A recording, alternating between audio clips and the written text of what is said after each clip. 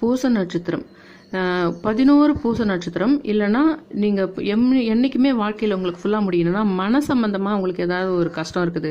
மனசால வலி இருக்குது, இல்லை மனசுக்கு சந்தோஷம் வேணும் அப்படின்னால் சரி, நீங்கள் என்ன பண்ணலாம், அரிசி சம்பந்தமான ஒரு சாம்பார் சாதமாக இருக்கலாம், இல்லை தயிர் சாதமாக இருக்கலாம், அந்த மாதிரி அரிசி சம்பந்தமான உணவை உங்களுடைய வசதிக்கு ஏற்ப ஒருத்தரிலிருந்து 11 பேர் வரை எத்தனை பேருக்கு உங்களுக்கு முடியுமோ, அல்லது ஒரே ஒருத்தருக்கு இப்படி நீங்கள் தொடர்ந்து செய்து வரும்போது ஒரு கடன் பிரச்சனை இருந்தாலும் கூட உங்களுக்கு அது தீர்ந்தால் மனசு சந்தோஷம் கொடுக்கும். ஆக மொத்தத்தில் அது மனசோடு சம்பந்தப்பட்ட விஷயமாக அது இருக்கும். அது அரிசி உணவாக இருந்தால் மிகவும் சிறப்பாக உங்களுக்கு சீக்கிரமாக அந்த விஷயம் சந்தோஷம் கிடைப்பதாகவும் துர்க்கங்கள் உங்களை விட்டு விலகுவதாக இருக்கும் அப்படின்றத பதிவு பண்ணிக்கிறேன்.